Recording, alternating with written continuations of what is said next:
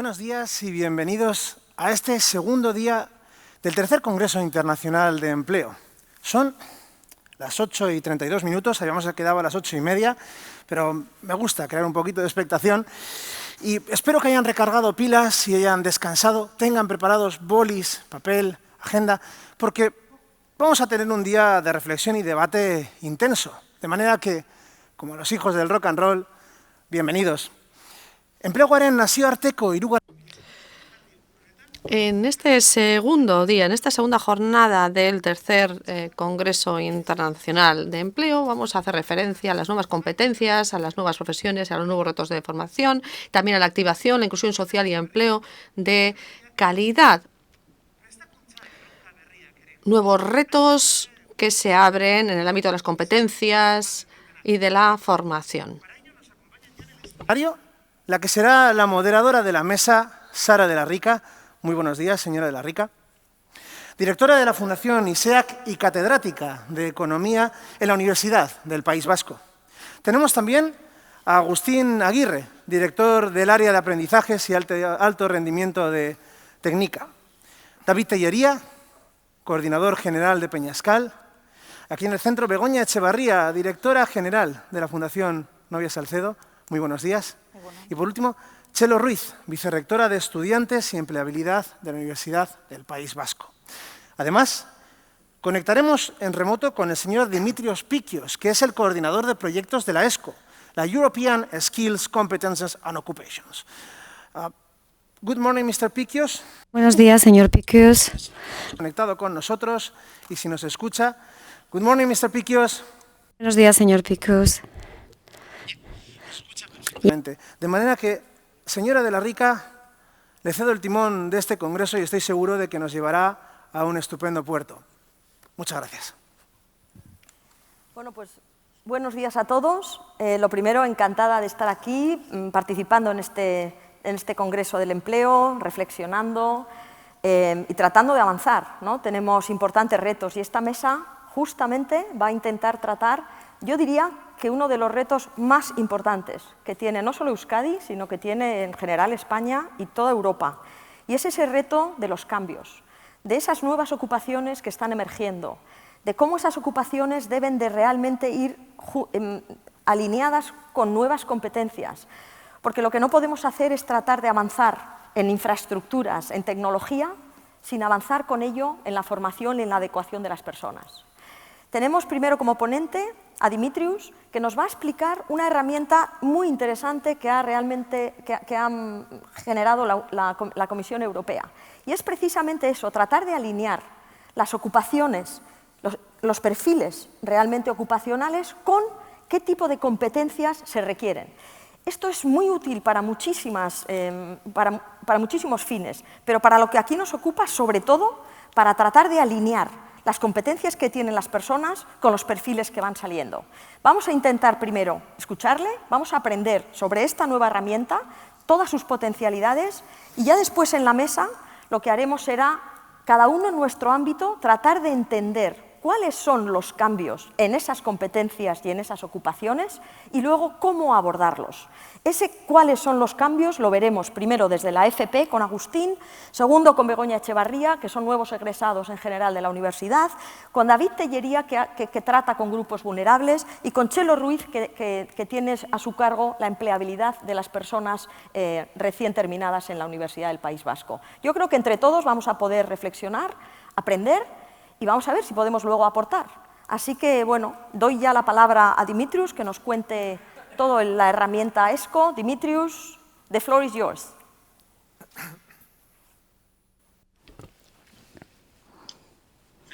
Muchísimas gracias. Buenos días a todo el mundo desde Bruselas.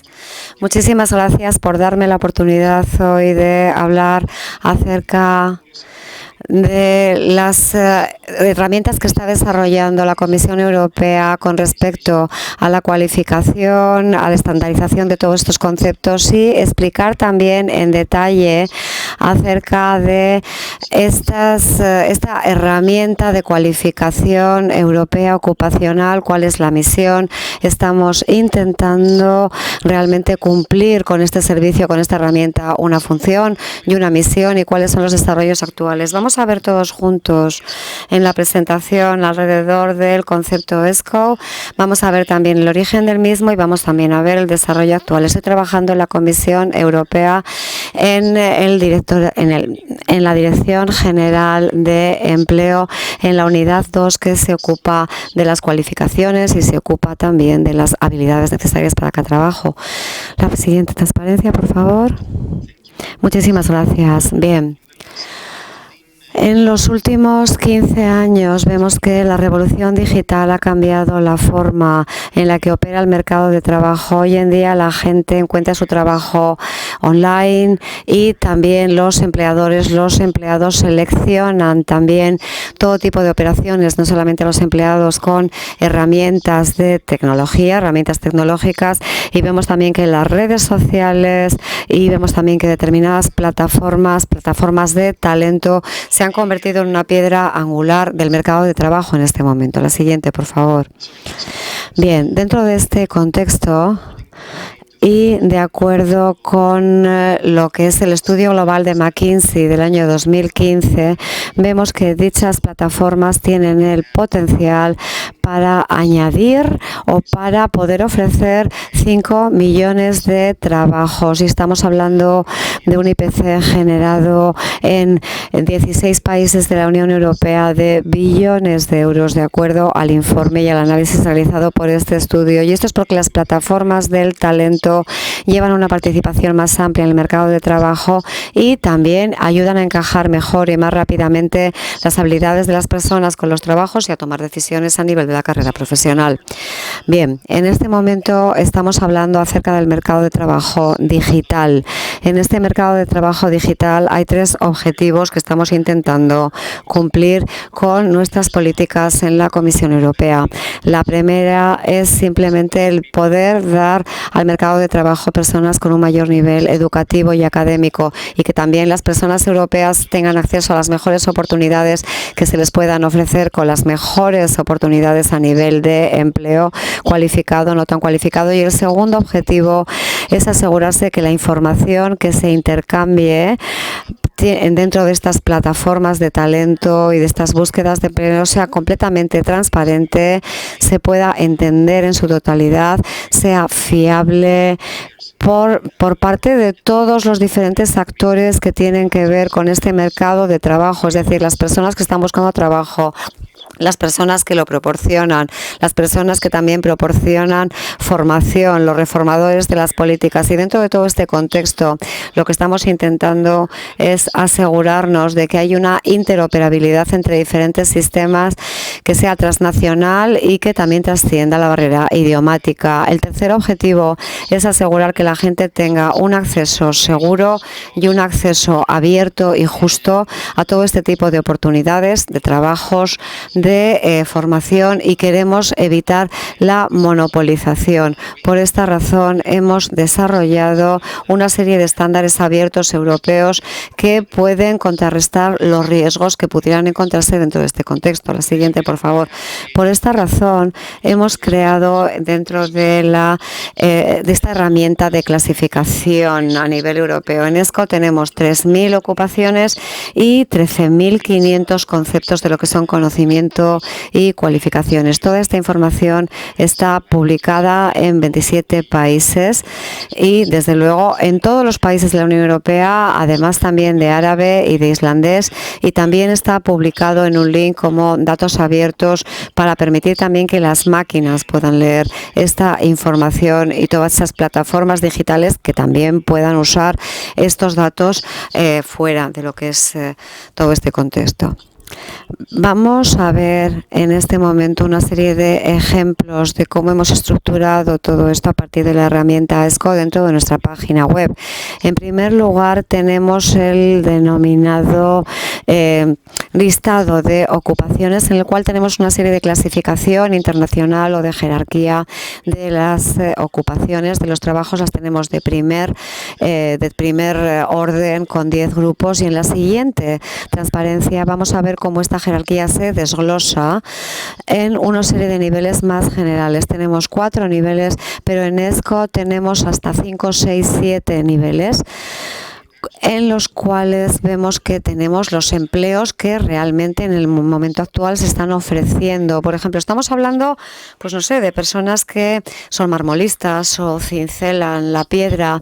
Vemos aquí la descripción del trabajo, vemos también las personas que pueden acceder a ello, vemos también lo que es el despliegue de este concepto, y hacemos una serie de descripciones en las cuales vemos cuál es el objetivo y el propósito de esta ocupación. Luego tenemos una lista de sinónimos en la cual estamos poniendo una serie de etiquetas alternativas, y además en la siguiente transparencia, por favor, vemos que abajo tenemos todas las habilidades y conceptos de conocimiento que van mano en mano con este perfil de trabajo. Por ejemplo, aquí vemos, por ejemplo, procedimientos e instrucciones de salud y seguridad en el trabajo, y para cada habilidad o cada tipo de conocimiento de esta lista dentro de ESCO, en la página web podemos entrar y podemos ver de qué va este tipo de conocimiento, cuál es el contenido del mismo. En nuestro ejemplo vemos aquí también este directorio de ocupaciones, y a la izquierda vemos cómo se ubica este concepto concreto, y vemos también las descripciones de cada una de las ocupaciones con las etiquetas alternativas o con los sinónimos, con aspectos reguladores, y vemos también que aquí tenemos la fuente en la que podemos recabar información ulterior acerca de este concepto. Y en la siguiente transparencia, como siempre, podemos ver todas las habilidades y conocimientos que se requieren dentro de la ocupación concreta. Después vamos a hablar acerca de la cualificación o las habilidades en la siguiente transparencia. Aquí podemos ver el primer nivel básico, y vemos también la jerarquía genérica que incluye, por ejemplo, habilidades idiomáticas. Vemos también otro tipo de conceptos de conocimiento y otro tipo de habilidades transversales o blandas, tal y como las denominamos también en ESCO, que las vamos a mencionar en nuestra presentación más adelante también.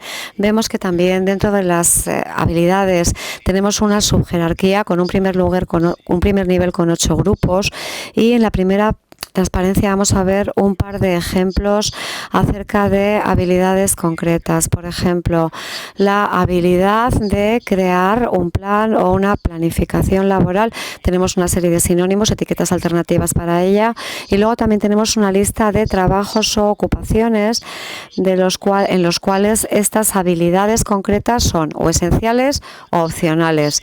En la siguiente transparencia vamos a ver otro ejemplo. Tenemos ahí también la habilidad, por ejemplo, de negociar, etcétera, y vemos a la izquierda dónde se ubica este concepto concreto dentro de toda la jerarquía global de habilidades, la cual ha sido creada por nosotros con el apoyo de un grupo de expertos que tenemos aquí. Consta de 3 niveles, yendo del más genérico al más específico, y después tenemos también el concepto real actual en un 4.º nivel. Bien, en lo que respecta a la implementación de ESCO, vamos a mencionar unas pocas palabras acerca de quién está utilizando realmente. Hoy en día tenemos más de 80 grupos que lo implementan en Europa, muchas plataformas digitales o proyectos o también servicios públicos que recurren a ESCO en diferentes casos. Por ejemplo, tenemos todo el Servicio Europeo Público de Empleo, todos ellos están mapeando las clasificaciones de ESCO y van a ser capaces de hacer esto hasta agosto del próximo año, pero al mismo tiempo también tenemos una serie de servicios públicos de empleo que utilizan ESCO en sus propias plataformas a nivel nacional.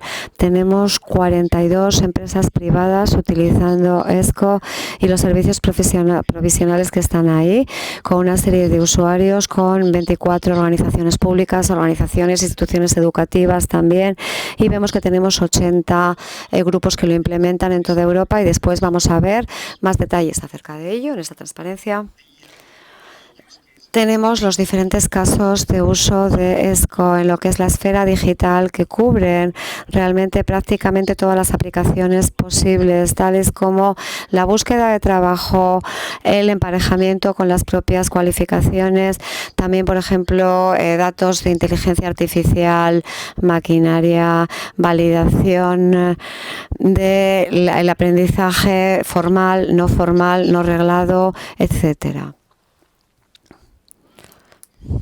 Bien, si nosotros queremos ver quiénes son aquellos que están implementando ESCO, sobre todo hablando de la misión de ESCO, podemos hablar de la primera misión que ESCO tiene, que es simplemente encajar a las personas con puestos de trabajo. Por lo tanto, ESCO puede utilizarse para conectar clasificaciones nacionales con el propio mapeo que nosotros tenemos, algo en lo que ahondaremos a posteriori en otros detalles. Y vemos que también estamos hablando de más de 400 tipos de ocupaciones, de también habilidades, también de procesamiento de todo este tipo de datos en los diferentes idiomas. Clasificamos también las vacantes que existen y tenemos un número considerable de grupos que están implementándolo tanto en el sector público como servicios públicos de empleo. Por ejemplo, en Irlanda, en Hungría, en Islandia, en Finlandia, los cuales ya están utilizando realmente nuestros portales a nivel nacional para encajar a las personas con determinados puestos de trabajo. Y también tenemos una serie de implementadores privados, por ejemplo, los tenemos en Bélgica, los tenemos en Stuttgart, en Alemania. Y en la siguiente transparencia vamos a ver la siguiente misión de ESCO, la segunda, que es conectar el mercado de trabajo con la educación y con la formación. Y aquí ESCO puede ser muy útil para crear currículums y para crear también una serie de resultados de aprendizaje, pasaportes de habilidades y los casos de uso. Y aquí, de nuevo, lo que tenemos son implementadores del sector público, como por ejemplo el Europasaporte, el cual está gestionado por la Comisión Europea. También tenemos en Francia como Accenture una serie de implementadores privados, también en los Países Bajos, también en Grecia, Boosters, y también en Francia tenemos más aún. Y finalmente, en la siguiente transparencia vamos a ver la tercera misión de ESCO, que tiene que ver con el apoyo al mercado de trabajo, con el análisis de los datos, de las habilidades y de las ocupaciones o trabajos. Y vemos que aquí lo más prominente probablemente será que nos podemos anticipar a una serie de necesidades formativas para determinadas vacantes que pueden aparecer, y tenemos también un proceso de datos para poder analizar las necesidades del mercado. En la siguiente transparencia vemos también unos pocos casos de utilizar esto con ESCO, dentro de utilizar la herramienta ESCO con los propios usuarios. Estamos hablando del Europasaporte, que es otro ejemplo, que esto es una red de servicios públicos de empleo en Europa, en donde ESCO también está incluido en todo el portal. También tenemos que hablar de ese servicio de la Comisión que proporciona formación al propio personal de la Comisión, es decir, estamos hablando aquí de recursos humanos, y nosotros también estamos dentro de esa plataforma para dar formación a medida a cada una de estas personas, y tenemos una serie de proyectos integrados en todo ello en este momento. Y vemos también que en el área de ayuda al desarrollo de las habilidades tenemos a nivel nacional otra serie también de herramientas utilizadas en ocasiones, por ejemplo, para refugiados que tienen que documentar sus propias habilidades, tienen que formalizarlas y pueden incluirse dentro del mercado de trabajo europeo. Y aquí tenemos unos pocos ejemplos de aquellos que implementan ESCOs: Europass, Euros, Open Schemer, SMU, un proceso y un proyecto de una fundación en la cual las personas pueden encontrar su propio camino, su propio canal para encontrar su trabajo o encontrar la formación necesaria para poder realizar un determinado trabajo en el futuro. Luego tenemos otra plataforma, Skills Match, que utiliza también ESCO para poder identificar y clasificar las cualificaciones necesarias, sobre todo en el sector informático, para que las personas sean más competitivas en este ámbito y encuentren trabajo. Y vemos también que, por ejemplo, House of Skill es una cooperación público-privada que tenemos en los Países Bajos, la cual implica a diferentes actores del sector privado y el público y proporciona servicios a personas para que puedan encontrar tanto trabajo como formación. Aquí tenemos más ejemplos de startups también y de pequeñas y medianas empresas. Vemos aquí Busto, que es una empresa francesa que proporciona servicios de carga a empresas con una serie de herramientas para desarrollar el mapeo de habilidades dentro de las empresas, de manera que puedan identificar qué personas tienen qué tipo de habilidades o cualificación, y para poder integrarlas en proyectos emergentes y para poder identificar a personas. Simplemente esto es un ejemplo, y para poder configurar un equipo de trabajo para determinados proyectos. El Skill Lab es otra plataforma muy interesante, sobre todo dirigida a refugiados, pero también a otras personas, para que puedan encontrar trabajo, formación dentro de sus áreas. Y Olden Finally es otro tipo de plataforma que utiliza ESCO y lo combina también con la tecnología blockchain para proporcionar a las personas sugerencias sobre cursos abiertos y formación adecuada para ellos. Vemos ahora los desarrollos más importantes realizados por ESCO. ¿Qué es lo que estamos haciendo en este momento? Ya vemos que este año hemos desarrollado una serie de nuevas herramientas a nivel de ESCO. Lo que estamos haciendo es proporcionar apoyo técnico para el mapeo en todos los Estados miembros gracias a ESCO. También lo que intentamos hacer es una labor de comunicación del ámbito más amplio posible con todos los actores incluidos en ESCO. Y también, lo más importante, en este momento estamos preparando la siguiente versión de ESCO, la versión 1.1. En la siguiente transparencia vamos a centrarnos en estas dos áreas. Vemos que los propósitos más importantes y la jerarquía de habilidades es simplemente, vemos que previamente no había una estructuración de las habilidades o de la cualificación para poder encajarlos con los diferentes trabajos. Es decir, lo que hemos hecho ha sido realmente posibilitar que los usuarios de ESCO puedan realmente encontrar las habilidades quizás que necesitan dentro de todos estos conceptos que hemos definido previamente, y hacerlo de manera sistemática, de forma que la gente pueda comparar los currículums con las vacantes de manera más sencilla, y también con las cualificaciones. Y esto totalmente está relacionado también con las descripciones de las calificaciones necesarias y de los resultados que arroja nuestro sistema. De esta manera podemos encajarlo todo de forma muchísimo más sencilla. También podemos hacer el mapeo de una forma mucho más simple. Se puede también hacer a nivel nacional utilizando esta jerarquía de habilidades definida por ESCO y los conceptos de conocimiento asociados con ella. Y también esto es importante para las herramientas de evaluación de habilidades, y también finalmente también simplemente pues para encajar a las personas en búsqueda de empleo con las vacantes basándonos en sus cualificaciones. Siguiente transparencia.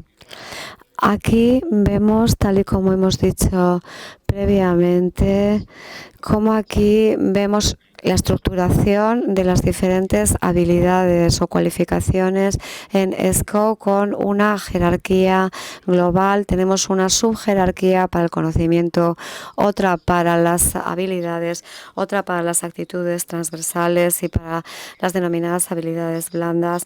Es decir, vemos que también estas habilidades transversales o habilidades blandas están muy presentes en ESCO y hay un grupo de expertos que está creando una nueva terminología de clasificación para este tipo de habilidades transversales en ESCO, porque realmente lo que hemos cubierto hasta ahora no estaba completo del todo. Necesitamos todavía completarlo en su totalidad y el próximo año afirmamos que toda esta terminología genérica que va a crear una serie de descripciones y va a crear un análisis de datos va a estar ya lista para poder realmente introducirlo dentro de la jerarquía genérica de ESCO. Vemos aquí la jerarquía, las subjerarquías en esos 8 grupos: productividad, monitorización, utilización de información, recopilación de información. Y aquí la idea es realmente partir, o ha sido realmente partir, de esta estructuración clásica acerca de los sectores para centrarla más en las habilidades, porque tal y como todos sabemos, hay muchas habilidades o todas las habilidades pueden utilizarse en sectores diferentes y en trabajos diferentes. Por ejemplo, una habilidad relevante, por ejemplo, en el cuidado de animales, se puede utilizar en ese sector, pero también se puede utilizar también dentro del servicio de policía, porque vemos que en los diferentes cuerpos de policía en muchísimos países también se emplean animales y queremos permitir a la gente el ver cómo pueden transferir sus habilidades hacia otros sectores y especialmente en una época como en la que nos estamos moviendo en este momento. En la actualidad tenemos una crisis debido al COVID-19 y la gente está intentando cambiar de trabajo, está buscando nuevos trabajos. Esto reviste una importancia mucho más grande ahora. La siguiente transparencia. Bien, acerca del mapeo. Los Estados miembros tienen que mapear sus clasificaciones nacionales a nivel de habilidades y de trabajo y de ocupación con ESCO y tienen que hacerlo para agosto del 2021, tal y como ya he mencionado. Y esta es una obligación que se deriva de todo este tipo de regulaciones a nivel europeo, porque las operaciones de las plataformas europeas y para la movilidad europea requieren una interoperabilidad y para estos Estados miembros se necesita o necesitaremos desde agosto del 2021, necesitaremos ya poder adjudicar esas vacantes a nivel de empleo y ajustarlas a la terminología de ESCO. Estamos apoyando esto, estamos creando una plataforma de mapeo, la cual también va a poder ser utilizada por los servicios nacionales de empleo, y esto permite a los colegas de diferentes países el ver todo tipo de sugerencias y también encajar manualmente los procesos de ESCO. También estamos apoyando esto a nivel digital y estamos participando con muchas personas que están aportando cosas a nivel de tecnología y, por ejemplo, en España en concreto estamos proporcionando asesoramiento con respecto a este proceso de mapeo y vemos que en este momento queremos incluir a todos los Estados miembros dentro de este proceso de ESCO. Bien, aquí estamos hablando de comunicación y del alcance de lo mismo. Vemos que el año pasado teníamos una situación diferente a la que nos encontramos en este momento debido al COVID y hemos visto que, por ejemplo, hay países como Eslovenia, como Italia, como Chipre, en las cuales ya hemos introducido todo este tipo de estrategias relativas, por ejemplo, al Europasaporte, al denominado Europass, para introducirlo dentro del marco europeo, porque además de ESCO, el Europass, el Europasaporte, además de esta otra documentación que figura aquí, también está gestionada por nosotros, y lo que queremos es que, por ejemplo, las personas que vengan de diferentes ámbitos de servicio, por ejemplo, ministerios de empleo, ministerios de educación, universidad, servicios públicos de empleo, plataformas privadas, queremos también incluirlos en este área del mercado de trabajo digital e ir todavía más allá. Vemos que también tenemos una serie de grupos que lo están implementando, pero que lo empezaron a hacer antes del confinamiento, como Docebo en Italia, Boosters en Francia, Textamal, también en toda Europa, Euros y Chuka, pero vamos a continuar también gracias a las videollamadas con la implementación de todo este proceso. Bien, finalmente, con lo que respecta a la versión de ESCO 1.1, esto ha sido publicado en julio de 2017, la versión actual todavía es la del 1.0. Y, por supuesto, desde julio del 2017 ha habido cambios y necesitamos reflexionar sobre esos cambios a todos los niveles dentro del mercado laboral. Tenemos una serie de ocupaciones y trabajos que tienen una naturaleza cambiante, también con una naturaleza cambiante dentro de las habilidades requeridas para esos perfiles de ocupación. Y, por ejemplo, también en el área de educación también hemos tenido una serie de cambios dentro del currículum y, por lo tanto, vemos que necesitamos con ello ofrecer una serie de currículums y contenidos nuevos a las personas que tienen que aprender. También ha habido cambios en la terminología, algo que ocurre con una velocidad y frecuencia bastante importante, y vemos que también tenemos una serie de implementadores y tenemos también una serie de requisitos sobre los que seguimos teniendo que reflexionar en ESCO, pero tenemos que tenerlos en cuenta. Y finalmente, siempre tenemos en mente la corrección de todos los errores en los que se puedan incurrir, por ejemplo, en los datos recabados.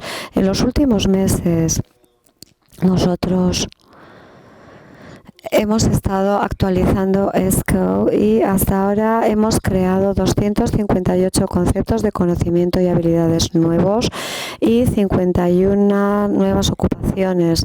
Y vemos que al final de este año, de este proceso, el cual hemos estado haciendo un seguimiento del mismo para actualizar el contenido de ESCO, va a sentar las prioridades de cada sector, va a poner las prioridades de cada sector y vamos a centrarnos y prestar más atención a las áreas de la economía verde, de la digitalización y, por supuesto, también nos vamos a centrar más en esta crisis provocada por el COVID-19. Esta crisis actual. Necesitamos también mayor investigación para recabar más detalles sobre todo esto y mejorarlo todo. Y vemos que vamos a interactuar con organizaciones de expertos, vamos a recibir su feedback y realmente este es un ejercicio en curso y durante este año esperamos poder acabarlo a finales del mismo. La siguiente transparencia, por favor. Las fuentes de información para esta actualización, tal y como he dicho previamente, pues estamos utilizando investigación y publicaciones de diferentes organizaciones. También tenemos todos los datos de las vacantes y también tenemos el feedback de las organizaciones expertas. Por ejemplo, dentro de la Unión Europea tenemos las asociaciones profesionales y también los servicios públicos de empleo que complementan todo este tipo de información y también interactuamos con todo el sector de los blueprints y vemos también que estamos en contacto con todos los servicios de la Comisión y con organizaciones de expertos a nivel de dominios o los propios expertos. Por ejemplo, estamos utilizando marcos de competencia como el marco común europeo para lo que serían servicios públicos, adquisiciones públicas, metodologías, guías de todo tipo. Y también tenemos una serie de grupos de expertos que son gestionados por la Dirección General de la Comisión. Y finalmente, por supuesto, recabamos información también de estos grupos expertos con los que estamos trabajando en este momento para crear esa jerarquía de habilidades y también para poder elaborar esta terminología de las habilidades transversales que necesitamos. Aquí lo que vemos son unos pocos ejemplos de los nuevos conceptos que hemos creado hasta ahora. El primero es el concepto de conocimiento de la economía circular. Vemos evidentemente que está claro que esto está enlazado también con la economía verde, en la que intentamos centrarnos a partir de este momento. Y tenemos también una serie de definiciones que hemos creado, por ejemplo, de la economía circular, que reutiliza las materias y productos en todo lo posible. Después también hemos creado realmente lo que es ese diseño de vacantes ocupacional. Vemos que aquí nos ocupamos de cada sector y tenemos una descripción que lo que hace es apoyar también a todo tipo de diseño, a todo tipo de gráfica que se está diseñando en este momento para ramos industriales específicos. Y también estamos apoyando, por ejemplo, la operativa con drones y también tenemos la descripción de todo ello, o también, por ejemplo, de las energías renovables y su aplicación dinámica a todos los sectores. Siguiente transparencia. Aquí vemos la planificación. Por lo tanto, tal y como he dicho previamente, queremos al final del año 2020 finalizar con este ejercicio, ir a los Estados miembros para su consulta y vemos también todos estos conceptos globales. Vamos a recibir también el feedback a principios del 2021. Lo vamos a traducir a todos los idiomas que manejamos en ESCO y al final volveremos otra vez a procesarlo todo y a customizarlo en el idioma de cada uno. Gracias al feedback podremos implementarlo y en diciembre del 2021 ya tendremos completado todo este proceso de ESCO y toda la herramienta. La siguiente transparencia, por favor. Y simplemente esta ya es la transparencia final. ¿Cuál va a ser el futuro de ESCO más allá del 1.1? Hemos aprendido muchísimo en cada ejercicio de creación de nuevos desarrollos de ESCO. Ha sido realmente un ejercicio realizado por todo el equipo de ESCO, interactuando con los expertos más importantes en cada ámbito. Por lo tanto, necesitamos asegurarnos de que ESCO continúa aportando a la mejora del mercado laboral para integrar talento, habilidades y personas, basándonos en unos datos bien estructurados. Por lo tanto, para asegurarnos de que ESCO sigue contribuyendo a todo esto y sigue siendo sostenible, hemos empezado a trabajar con inteligencia artificial y el objetivo es el combinar una serie de enfoques con respecto a la herramienta y con respecto a los datos. Es decir, tenemos que actualizar constantemente la herramienta de ESCO en el futuro gracias a la inteligencia artificial, pero también tenemos el factor humano, que es el que tiene que validar todo ese tipo de hallazgos. Y en el año 2021 vamos a tener una serie de propuestas para discutir con nuestros agentes sociales, con los Estados miembros, también con el Comité de Mantenimiento de ESCO, que es un grupo de 25 expertos que presta asesoramiento sobre aspectos más técnicos y ojalá podamos ser capaces de aplicar un nuevo sistema de actualización y mantenimiento dentro de ESCO. Y con todo esto yo estoy ya al final de mi presentación. Muchísimas gracias. Muchísimas gracias por su atención y, por supuesto, estoy a vuestra disposición para discutir cualquier aspecto o para contestar a cualquier pregunta que se plantee. Muchísimas gracias. Muchísimas gracias, Dimitrios. Antes de dar la palabra a los ponentes y a los que vamos a discutir esta mesa, no puedo por menos que decir que estoy feliz de que esta herramienta sea presentada hoy aquí, en este foro y en esta mesa. Si les digo la verdad, visualizo un sistema público vasco de empleo dentro de no mucho tiempo utilizando esta herramienta. Una herramienta que nos va a permitir modernizar realmente los servicios públicos de empleo, que va a permitir dotar a aquellas personas que tienen la responsabilidad de activar y de orientar con un conocimiento muchísimo más preciso de hacia dónde va el mercado y cuáles son las competencias que tienen las personas a quienes tenemos que adaptar a esos cambios para realmente acometer esa adaptación. Tenemos que ir con los tiempos y realmente ESCO acaba de desarrollar una herramienta que es potentísima. Nos va diciendo hacia dónde va el mercado, hacia dónde van los cambios y cómo acometer eso con las competencias. Sin esa adecuación, sin esa alineación entre los cambios de la demanda y los cambios que tenemos que hacer en las personas, no tendremos éxito en este cambio. No hago más que decirlo en todos aquellos foros donde estoy.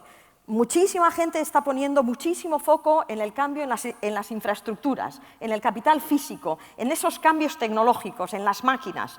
Perdone, si eso no va acompañado con esa alineación de las personas, no iremos a ningún sitio. Y esto nos ofrece una potentísima herramienta. Sin ninguna duda, tendremos que trabajarla. Como yo digo, podemos tener un camarero o un chef buenísimo, un cocinero estupendo, pero si no tiene buenos ingredientes, ese pastel no saldrá rico. Entonces, aquí vamos a tener la buena tecnología para realizar los buenos pasteles. Necesitamos dotarlos luego de buena información, de buenas herramientas para que esa alineación se produzca.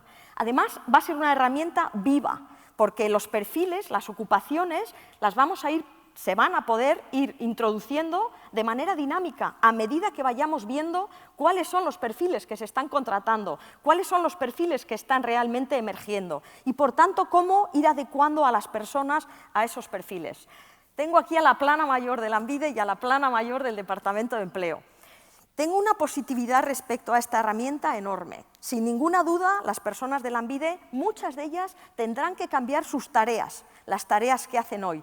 Pero permítanme que les digan que son unas tareas las que van a tener que hacer muchísimo más ilusionantes, muchísimo más positivas, porque van a poder realmente ayudar y perfilar muy bien a cada persona. Además, vamos a ver que hay muchas competencias que ya tienen personas que pueden realmente cambiar hacia otras ocupaciones, hacia otros perfiles. Este tipo de herramientas nos da ese conocimiento. Personas que puedan cambiar hacia sectores que están emergiendo con las mismas competencias o con muy parecidas. Así que, bueno, simplemente yo quería apuntar que me parece que esta herramienta es muy potente.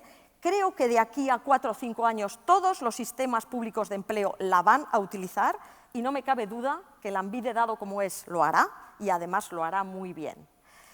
Pero, sin embargo, dicho esto, y esto es una herramienta muy interesante, no hay nada como realmente también ese conocimiento del día a día, ese conocimiento de los sectores con quienes las personas que participan en este debate están. Agustín está continuamente con esos aprendizajes de la FP.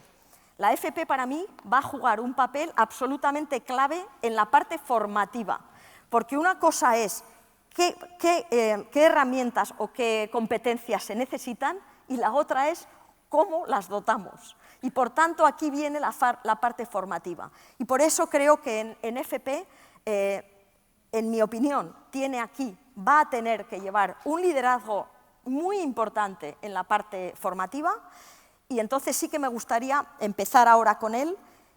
Voy a hacer 2 rondas de preguntas. La primera, a cada uno de ellos y en cada uno de sus ámbitos, ¿cuáles son esas competencias y esas ocupaciones que ven de las personas con quienes realmente trabajan que están cambiando?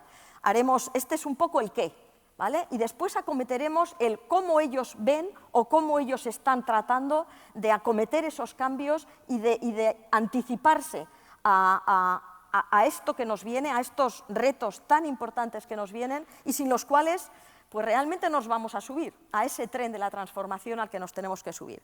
Así que, sin más, Agustín, empiezo a darte a ti la palabra. ¿Cuáles son esas competencias y esos cambios que en el ámbito de la FP estáis observando? Bien, muchísimas gracias por poder participar en una reflexión de esta envergadura y de esta importancia, ¿no? Mientras estaba escuchando la presentación me venía a la cabeza una cuestión, es decir, el ESCO nos va a permitir tener, como tú comentabas, un mapa bien claro y poder tener, como solemos decir nosotros, unos GPS bien ajustados para ver hacia dónde tenemos que ir. Pero sí que quisiera también decir que esto que ahora lo estamos viendo tan necesario, resulta que ya hace más de, yo diría, 10, 12 años había informes, había cuestiones que nos estaban planteando que también la evolución de las competencias iba a ser muy rápido. Yo recuerdo, había informes incluso de empresas que nos estaban diciendo exactamente lo mismo, ¿no? Entonces, ¿qué ha cambiado ahora? Lo que ha cambiado yo creo que es la velocidad del cambio, precisamente. Eso es lo que ha cambiado mucho, y lo que también ha cambiado muchísimo, más allá de cosas concretas, es que normalmente hablábamos antes con esto del aprendizaje a lo largo de la vida, el reciclaje, todas estas cuestiones de aspectos más técnicos, ¿no? De competencias técnicas, que se están cambiando de manera brutal, y más con la digitalización. Pero es que ahora estamos viendo que es fundamental también, nos están mostrando ya, que son esas otras competencias, esas otras habilidades, esos otros valores, llamémosle como les llamemos, pero que son fundamentales. Y ahí sí que me gustaría a mí insistir, desde nuestro punto de vista, lo que estamos viendo es que hay algunos de esos elementos que son fundamentales. Porque para ir luego reciclándonos, para ir preparándonos para nuevas ocupaciones que van a salir, unas ocupaciones van a desaparecer y otras muchas van a salir, necesitamos que estemos también entrenados, las personas estemos entrenados para aprender a aprender, cambiar de una ocupación y tener esa flexibilidad. Entonces, eso es fundamental. Y para eso, desde luego, tenemos que aprovechar muchísimo de la cercanía que tenemos con nuestro sector productivo, con nuestras empresas. Y desde la formación profesional, bueno, históricamente esa es una vía que hemos venido trabajando con una colaboración estupenda con las empresas y nos permite hilar fino más allá de este tipo de mapeos que son fabulosos, que yo creo que va a pasar como con el euro, ¿no? Antes nos movíamos por ahí y era un problema, ahora vamos a poder movernos porque vamos a, por lo menos, hablar el mismo idioma en términos de empleabilidad y de competencias. Yo creo que es una noticia magnífica la que nos han presentado. Muy bien, muchísimas gracias. Begoña, en tu ámbito de esos nuevos egresados, ¿qué os encontráis? ¿Qué cambios estáis viendo? Cuéntanos. Antes que nada, quiero dar las gracias a ti, Sara, y al enfoque de este congreso, que me parece un momento súper oportuno, construir este sistema vasco de empleo como un sistema, o sea, donde todos los actores, con una visión compartida, aportemos cada uno lo mejor que tenemos. Bueno, yo estoy bastante de acuerdo con lo que ha mencionado también Agustín. Yo creo que en este momento ha cambiado el cómo y ha cambiado el qué. Nuestro equipo de investigación, dirigidos por el catedrático emérito de la Universidad del País Vasco, Sabino Ayestarán, a quien envío un saludo porque está convaleciente, ha realizado una búsqueda de lo que ha cambiado en el entrenamiento de la juventud en los últimos 20 años, en más de 50 entradas publicadas en revistas de todo el mundo. Y lo que nos confirma es que el nuevo modelo europeo de educación quiere producir personas con conocimiento, sí, con capacidad para asumir la responsabilidad de su propio destino, y al mismo tiempo ser capaces de cooperar en la búsqueda de soluciones nuevas a los problemas, trabajando en equipo, como no puede ser de otro modo. Esto significa que nuestras instituciones educativas, tanto las universidades como las formaciones profesionales, tienen que ser en sí mismas también, y nosotros como organización también, competitiva en este paradigma. Y además de dar una oportunidad a que los jóvenes continúen aprendiendo en todos estos rápidos y maneras flexibles de cambios ante un mercado de trabajo que evoluciona a una velocidad espectacular. Significa para mí dos cosas importantísimas. Una, no basta ya con asegurar el trabajo bien hecho, hacerlo bien, sino que necesitamos entrenar cada vez más todos competencias de innovación. Y aquí viene la madre del cordero, como ha señalado el señor Piquios, ¿no?, en la jerarquía de las competencias, porque vemos que, bueno, por un lado esto significa un reconocimiento explícito a la empresa como un lugar que tiene el derecho y el deber de formar técnicamente a los colectivos que están peor, es decir, jóvenes, mujeres y mayores de 45 años, y por tanto ahí surge todo un mundo y un cambio de paradigma de la empresa, no solo como actor económico, sino como actor formador de primera magnitud. Se confirma también el learning by doing. No podemos tener a la gente joven o a los mayores o a las mujeres en espacios de simulación. O sea, finalmente hay que ir a terreno real a resolver realmente los problemas. Y, por tanto, el concepto de lifelong learning, que es fundamental.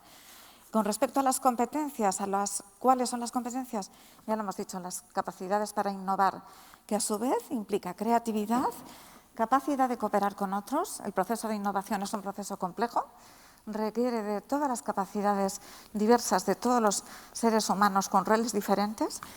Los psicólogos sociales, la psicología social nos tiene que ayudar muchísimo en este terreno, no lo digo de manera teórica, lo digo como una organización que lleva 10 años aplicando este paradigma.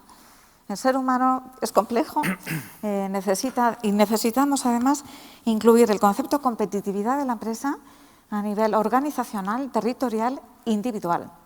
Sin seres humanos y sin poner en valor que ser competitivo no es pecado, o sea, es bueno. Sin competitividad no hay cooperación, porque si no das lo mejor de ti mismo en los equipos en los que estás, pues el nivel baja.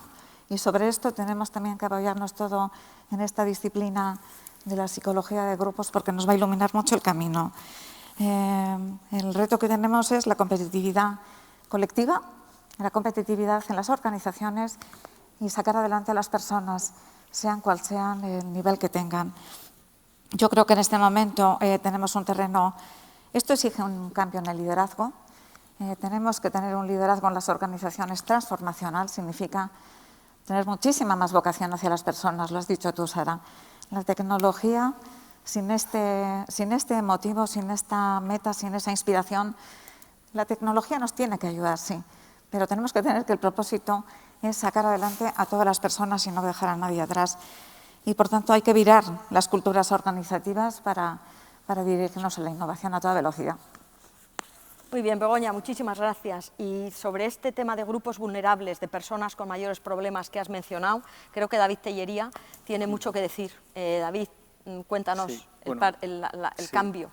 Yo respecto a las nuevas ocupaciones, pues es lo que se han dicho, lo que se ha hablado en anteriores ponentes. Ahora, yo quería plantear, sobre todo, desde esta perspectiva de los centros de formación y de entidades de formación que llevamos trabajando bastante tiempo con estos grupos más alejados del mundo laboral, del mundo del trabajo, algunos riesgos y, por tanto, algunos retos que estamos viendo, ¿no?, en ese sentido.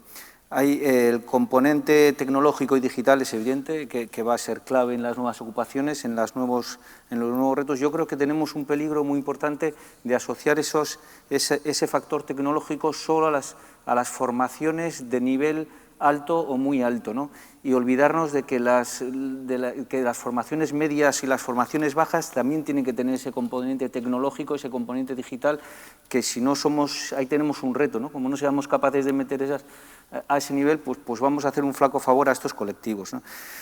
Por otro lado, las ocupaciones van a ser muy cambiantes, eso es lo que todo el mundo lo está, y las competencias muy cambiantes, ¿no?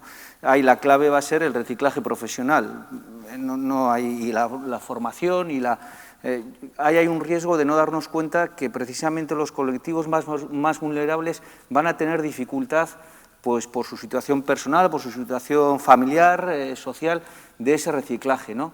Entonces, tenemos que ser muy conscientes de eso porque si no se nos van a quedar fuera de ese reciclaje profesional. Yo creo que ahí el reto tenemos que tener entre la ANVIDE y los centros de formación, crear un vínculo con estas personas que tienen especial dificultades entre la persona y los centros de formación, un vínculo estable y a lo largo de toda su vida laboral, no una relación puntual de me formo una vez y ya está, sino ese vínculo estable que le facilita ese reciclaje profesional, ¿no?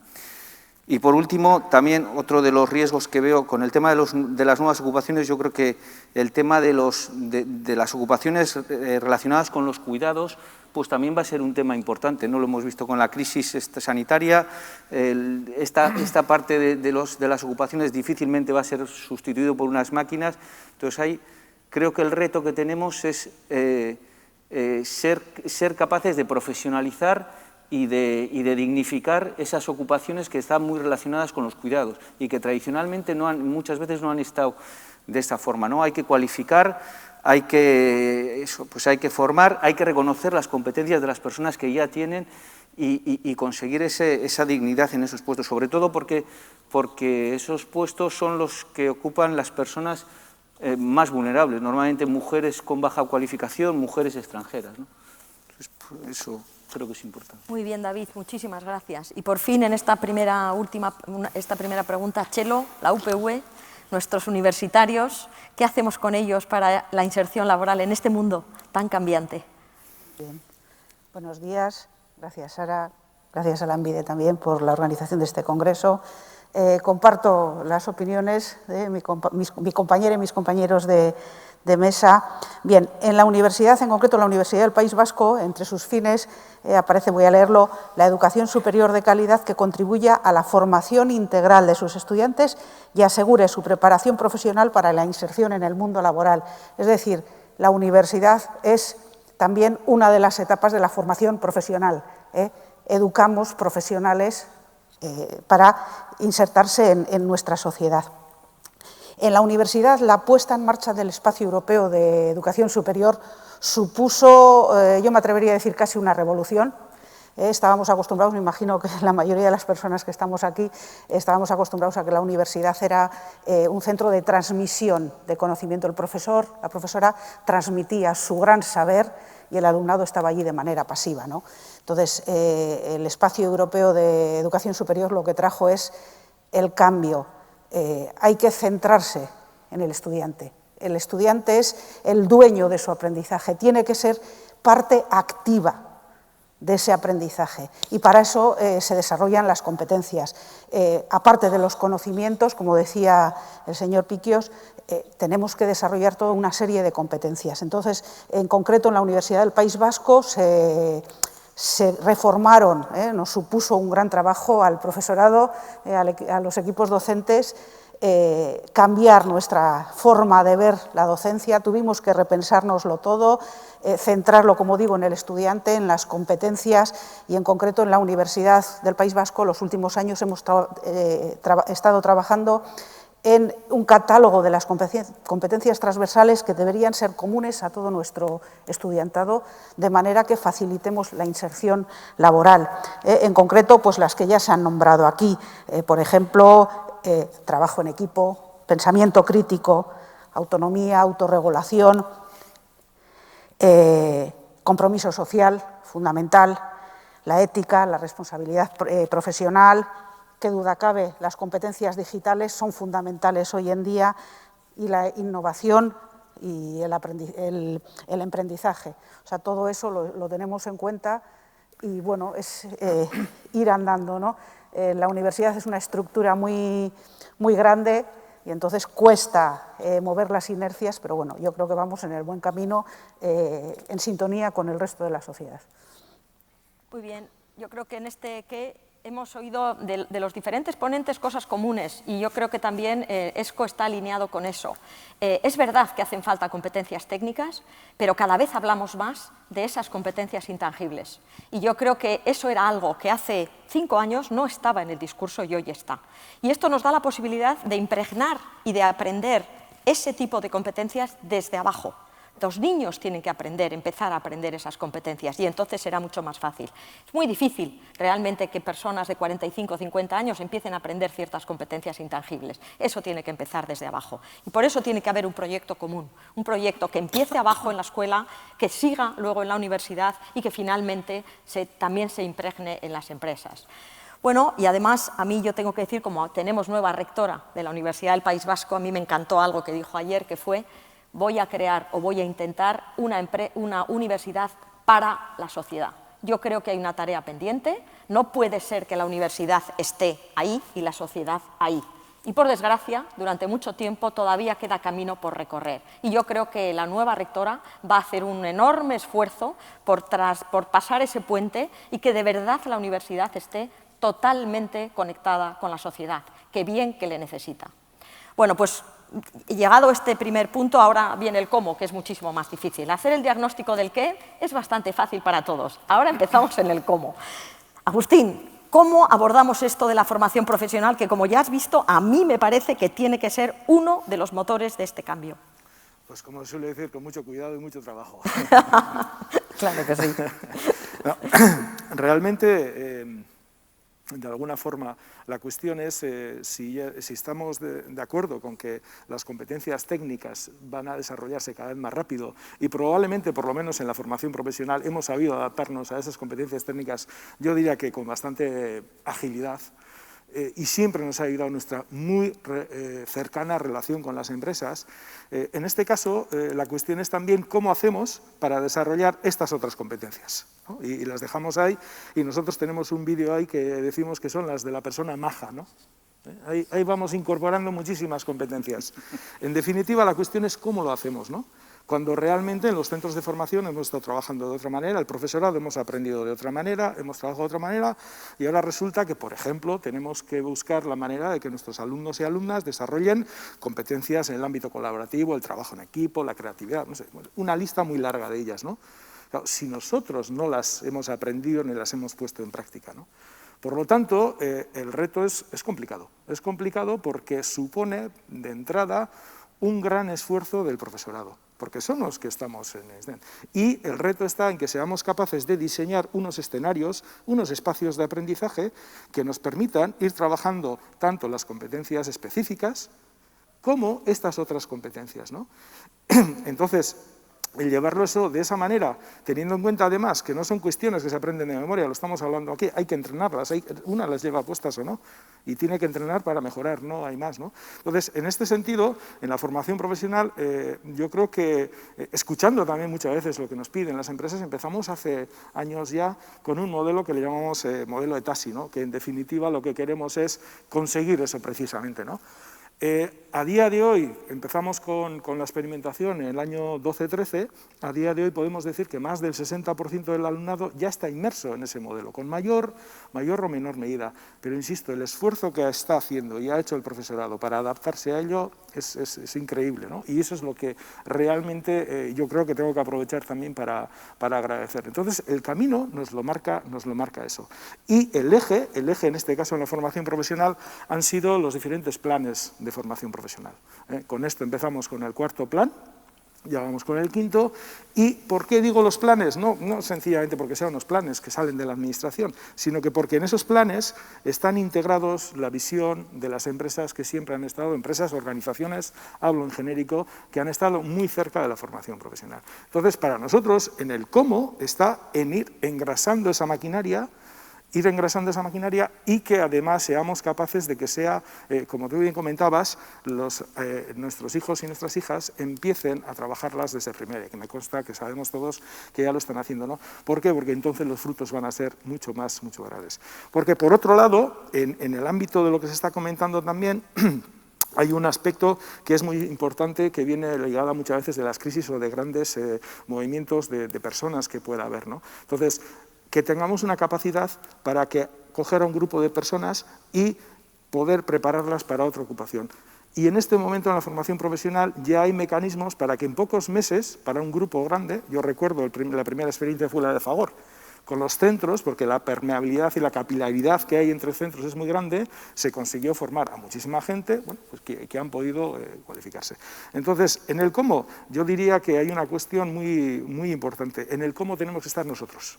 Y digo nosotros, empezando desde el profesorado, y yo soy profesor, como todas las personas que intervenimos en ello. Porque es fundamental, porque son competencias que las tenemos que llevar todos, se nos exigen a todos, no solo a las nuevas ubicaciones, ¿no? Y a partir de ahí, generar sistemas que eso lo podamos ir trasladando a todos los centros con un formato de red, como muchas veces hemos hecho otras cosas, ¿no? Que al final, formatos de red en las cuales personas que ya tienen experiencia mentorizan, acompañan, bueno, de alguna manera den formación y vayan empujando al resto de cada estamento. En nuestro caso, pues, evidentemente, hablamos de la formación profesional. Y yo, para concluir, añadiría que se incorpora un reto nuevo y todavía más importante, ¿no? Normalmente en la formación profesional, sobre todo, hablamos de la formación inicial.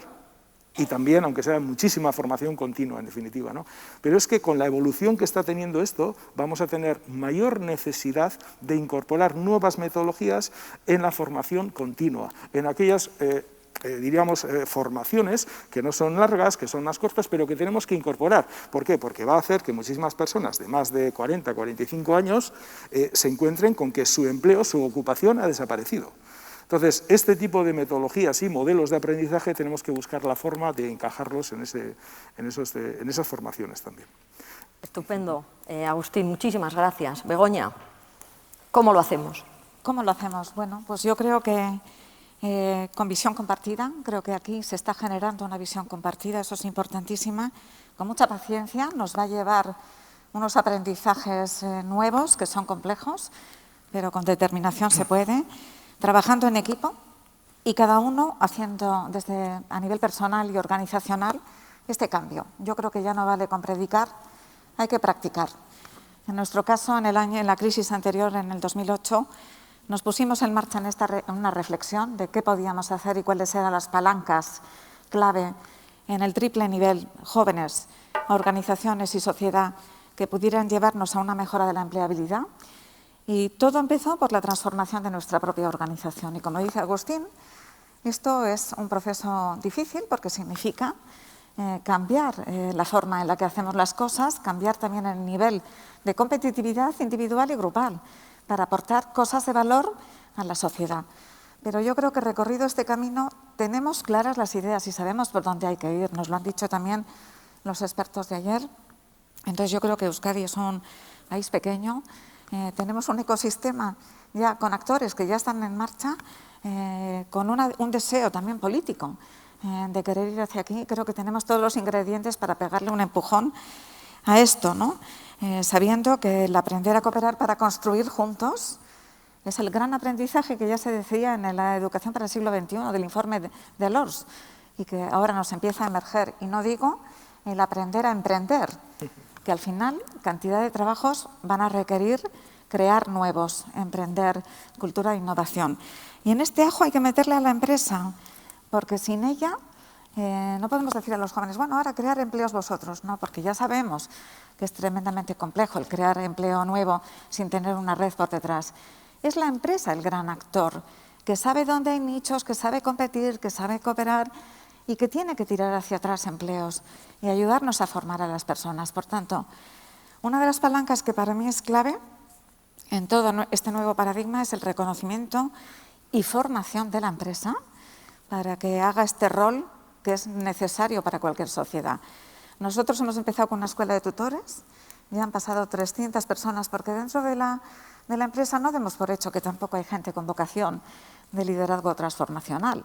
Tenemos que tener educadores dentro de la empresa y ganas de liderar para ayudarnos con estos colectivos a los que hay que ir integrando, bien sean jóvenes que en principio están más cualificados, son más flexibles, pero para ayudarnos con otros colectivos y que nadie quede atrás, con gente de más baja cualificación o con mayores de 45 años. Necesitamos una empresa abierta, educadora, formadora, y estas son las recomendaciones que nos está dando Europa, por cierto, que es donde se hacen los mejores países con mejores mercados de trabajo, tienen este ingrediente. Sin duda. Muchísimas gracias, Begoña. David, pues, los grupos vulnerables, los más complicados. ¿Cómo hacer que estas nuevas ocupaciones tengan reflejo en las nuevas formaciones y lleguen a los colectivos más vulnerables? A mí se me ocurrían cuatro cosas que algunas han dicho. La primera, yo creo que se ha dicho durante este congreso varias veces, es una voluntad firme de que estos colectivos sean prioritarios y de verdad sean un eje clave y principal en el sistema vasco de empleo, ¿no? Que sean un objetivo. Yo creo que se ha dicho, yo creo que estamos en esa línea, se está trabajando y se va avanzando por ahí, ¿no? Yo creo que eso.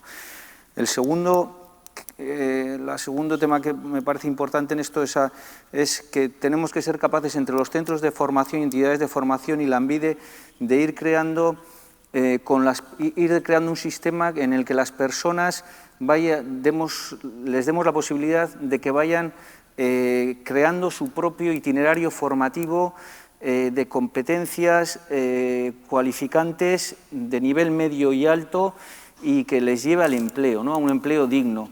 Lo importante no es la convocatoria de los cursos, no sé qué acción puntual, sino crear itinerarios, ¿no?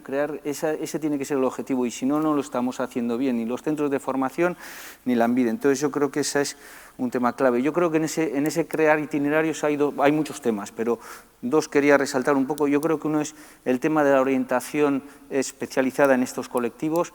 Creo que con estos colectivos, además de orientar laboralmente, hay que acompañarles a nivel social y a nivel personal. En ese sentido, la ANVIDE pues lleva haciendo esa orientación especializada durante unos años. Yo creo que es un ejemplo de buena práctica en ese sentido. Y después hay otro tema que yo creo que está un poquito más verde y creo que tenemos que avanzar mucho más, que es la intermediación laboral de estos colectivos. Creo que estos colectivos tenemos el riesgo de formarles, de darles competencias y que se trunque el itinerario justo en el momento más delicado, que es la entrada en la empresa. Estos colectivos o estas personas de forma natural no van a entrar en las empresas. Las empresas buscan otros perfiles, no nos vamos a engañar, hay prejuicios, hay estereotipos y después hay dificultades de que con estos colectivos también hay dificultades objetivas a la hora de contratar, a la hora de... Entonces, exige un trabajo muy, muy, muy intenso, muy fino, de intermediación con las empresas, con las personas, y yo creo que eso todavía no lo estamos haciendo y falta. Yo creo que es un tema muy importante, que yo le doy mucha importancia, ¿no? Otro tema creo que es importante, que a todos nos preocupa, es el tema de los colectivos especialmente cronificados. Incluso cuando ha habido crecimiento económico hay colectivos que no están muy lejos del empleo.